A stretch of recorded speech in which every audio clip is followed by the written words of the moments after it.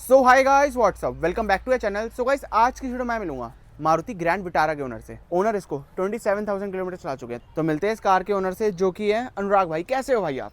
Hey Dipansh, I'm very good. How are you? All good all good. Maruti Grand Vitara ही क्यों? Grand Vitara, right, reliability. The biggest factor is the reliability. I tell you, Grand Vitara क्यों? सबसे पहले मेरा travelling बहुत होता है, मतलब मैं घूमना बहुत चाहता हूँ बच्चों के साथ। Most probably November and thanks giving आता है तो आईटी पूरा यूएस बंद होना शुरू हो जाता है, तो हमारा घूमना शुरू हो जाता है। तो उस समय 10 दिन बाहर, फिर अगले ट्रिप पे फिर 10 दिन बाहर, तो सर्विस करवानी है तो मुझे कहीं परेशानी ना हो। हर second, every second building is a workshop of a Maruti, तो प्रॉब्लम नहीं है। Reliability factor has been covered है। आपने कब ली इस कार को? मैंने ये गाड़ी ली 23 जून 2023 के जून मंथ में। ऑलमोस्ट 3 इयर्स हो जाएंगे आपको इस जून में। जी। तो 3 साल पहले आपने उस टाइम और कौन सी कार्स देखी थी मार्केट में जब आपका एक बजट था? मैंने देखी थी, एक ब्रेजा देखी थी, बट मुझे मज़ा नहीं आया। ब्रेजा बहुत थोड़ी segment was slightly, you can say that Maruti है, ये नेक्सा है, तो एक वहाँ आ गया। एक मैंने देखी थी आपकी i20, एक मैंने आपकी देखी थी diesel segment, but I want to come out from the diesel segment. तो 23 में आपका, 24 में, 23 में डीजल का बहुत नेगेटिव इम्पैक्ट आना शुरू हो चुका था कि डीजल 10 ईयर्स के लिए हो रहा है, डीजल पे क्वेश्चंस उठ रहे हैं। तो उस पॉइंट ऑफ व्यू से थोड़ा सा मैं डीजल से बाहर निकलना चाहता था, तो that's why I switch to reliable car of India, that's this segment Maruti. उस टाइम आपको कुछ वेटिंग पीरियड मिला जब आप इस कार को लेने गए? नहीं, मुझे एज सच वेटिंग का कंसर्न नहीं हुआ। वेटिंग का कंसर्न नहीं हुआ, मुझे विद इन 2 डेज कार मिल गया था। कुछ टाइम पहले आपने वर्टस ली, जैसे कि आपने हमें थोड़ी देर पहले बताया था। राइट, उस पर बहुत सारा डिस्काउंट मिला आपको। राइट। इस पे भी आपने कोई डिस्काउंट ऐसे लिया, कोई डील ली थी? हाँ, मैंने इसमें भी काफ़ी अच्छा नेगोशिएट करा। मंथ एंड पे गया था, तो मे बी सेल्स टीम्स के अपने टारगेट होते हैं मंथ एंड पे अचीव करने के। मुझे ये 16 कुछ की मिली, ये टॉप मॉडल है मारुति का अल्फा। ये 18 प्लस कुछ का था, मुझे 16 कुछ का मिला, जबकि ये उस समय हॉट सोल्ड प्रोडक्ट था। मैं इसको लेके गया हूँ आपका नथुला पास तक। मैं आपको पूरा ट्रिप बताता हूँ। यहाँ से हम एक शादी में रुके आगरा, वहाँ से लखनऊ, लखनऊ से हम रुके मुजफ्फरपुर बिहार में, एक रात वहाँ रुके, फिर सिलीगुड़ी 2 दिन घूमे। सिलीगुड़ी से हम निकल गए दार्जिलिंग, 2 से 3 दिन, third day on a Darjeeling. 2 दिन घूमने के बाद अच्छे से हम वहाँ से निकल गए गैंगटॉक, फिर गैंगटॉक से सेम वे वापसी दिल्ली। तो ये 12 दिन का ट्रिप था। और कितने किलोमीटर आपने ड्राइव करा इस ट्रिप पे? इस ट्रिप पे करीब करीब गाड़ी चली थी मेरी 4400 किलोमीटर, और वापसी पे आती हुई सर्विस मैंने इसकी 10,000 वाली सर्विस मैंने नेक्सलाइट में कराई थी, वेस्ट बंगाल से बाहर निकलते समय। अनुराग भाई, जब आप 4,500 किलोमीटर की ट्रिप पे थे, तो आपको और आपकी फैमिली को कंफर्ट कैसा फील हुआ? एज सच ड्राइविंग में बहुत कंफर्टेबल है, एज सच कोई प्रॉब्लम नहीं है, बॉडी रोल नहीं है, गाड़ी उतरने में भी कंफर्टेबल है, बैठ के आप लंबी ड्राइव पर जा सकते हो, हैंड सपोर्ट दोनों तरफ आपकी कंफर्टेबल है, तो इन चीज़ों में कोई कंसर्न नहीं है। बिल्कुल परफेक्टली, या मैं कह सकता हूँ कि मेरी हाइट बड़ी है तो मुझे कंफर्टेबल लग रहा है, क्योंकि आप ये देखिए ना, मैं यहाँ पे अपना लेफ्ट हैंड गियर चेंज करने के लिए रख रहा हूँ, और अगर मैं इसको 5th गियर पे चलाता हूँ तो मैं सिर्फ यूं ही कर रहा हूँ, मैं अपने हाथ को नहीं उठा रहा। तो इस पॉइंट ऑफ व्यू से ये छोटे छोटे फीचर्स या छोटे छोटे प्लेसिंग जो है मेरी हाइट के पॉइंट ऑफ व्यू से परफेक्ट है, मुझे कोई कंसर्न नहीं है इनमें। क्लच का ट्रैवल कैसे है? क्लच का ट्रैवल ठीक है, clutch is very much pleasant, hard नहीं है, सॉफ्ट है। तो लॉन्ग ड्राइव पे अगर 8-10 बार क्लच भी प्रेस करना पड़ जाए तो ऐसा प्रॉब्लम नहीं देता आपको।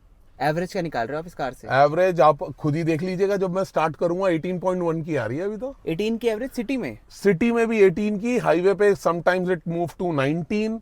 और मैं जब लंबे ट्रिप पे गया था अपना पूर्वांचल एक्सप्रेस पे, जो 400 प्लस किलोमीटर्स का है, तो वहाँ पे इसने मुझे 22 किलोमीटर्स की एयर कंडीशनिंग ऑन के साथ दी थी। अभी इसकी जो एवरेज समेशन आ रहा है हाईवे सिटी सब मिला के 18.1 का आ रहा है। I will show you in odometer. AC कैसा लगा आपको इस कार का? एसी इसका अच्छा है, but the biggest drawback sunroof आगे फ्यूचर में मैं नहीं लूँगा कोई भी, कि इंडिया आपको पता है कि नॉर्थ इंडिया में गर्मी अच्छी पड़ती है, और जब 40 प्लस डिग्री सेल्सियस जाता है और आपको गाड़ी आपकी कहीं भी खड़ी हो, चाहे वो पेड़ के नीचे खड़ी है, बट हीट ट्रैप हो जाती है। और जब हीट ट्रैप हो जाती है तो फिर कूलिंग टाइम लेती है, 15-20 minutes it's can take to make a car comfortable with cooling. और स्क्रीन का रिस्पॉन्स कैसा लगा? स्क्रीन अच्छी है, लैग नहीं है स्क्रीन में, बिल्कुल भी लैग नहीं है, कंफर्टेबल है, कोई ऐसा प्रॉब्लम नहीं है स्क्रीन का। और आप यूं देख सकते हैं मेरी एवरेज भी 18.1 किलोमीटर्स पर लीटर आती है। This is a combination of city and highway and everything with conditioning on. Comfort है, गाड़ी अच्छी है, being as a top model, cushioning भी इसमें अच्छी दी हुई है, लेग सपोर्ट भी है, आइडल पैडल भी है कि कंफर्ट रहे फुट पे, जैसे आप हाईवे पे हैं और क्लच का यूज़ नहीं हो रहा तो आइडल फुट दिया हुआ है तो वो आपकी लेग को थोड़ा कंफर्ट पोजीशनिंग देता है। Remaining on a highway as well, मेरा बेटा जब पीछे सोता है तो उसे सस्पेंशन अच्छे होने की वजह से प्रॉब्लम नींद नहीं खुलती। और इसको आपने ऑटोमेटिक भी क्यों नहीं लिया? जैसे टॉप मॉडल लिया आपने मैनुअल में, तो ऑटोमेटिक की तरफ भी आप जा सकते थे जब आपका इतना बजट। राइट। मैंने ये गाड़ी ऑटोमेटिक इसलिए नहीं ली, इसका एक रीज़न था, मास्कुलिनस फील होती है, मतलब गियर मूवमेंट से ना मास्कुलिन फील होती है। बट नेक्स्ट कार मैं जो भी लूँगा ऑटोमेटिक लूँगा तो it will be a mix and match of manual and automatic. एक मैनुअल भी हो जाएगी, एक ऑटोमेटिक भी हो जाएगी। ऑलमोस्ट आपने इस कार में 16 लाख रुपये स्पेंड करे हैं, तो Right. आपको लगता है कि ये वाला फीचर होना चाहिए इस कार में?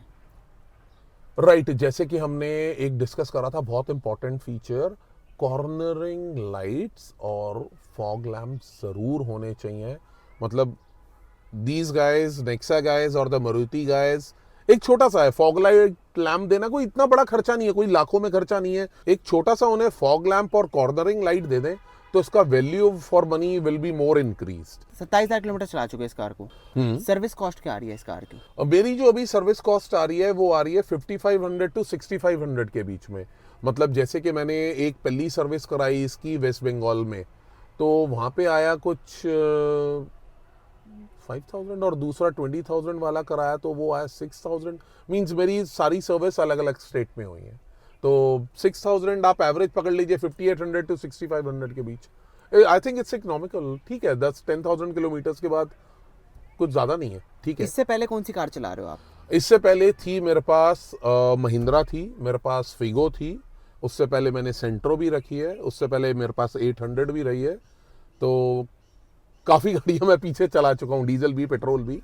तो जब डीजल का आप इसको चलाते हो तो आपको थोड़ा पावर का लगता होगा कि यार पेट्रोल में पावर थोड़ी कम है। राइट, पावर कम है, रीज़न बीइंग इसका टॉर्क थोड़ा कम है तो पावर आपको नहीं मिलती इतनी।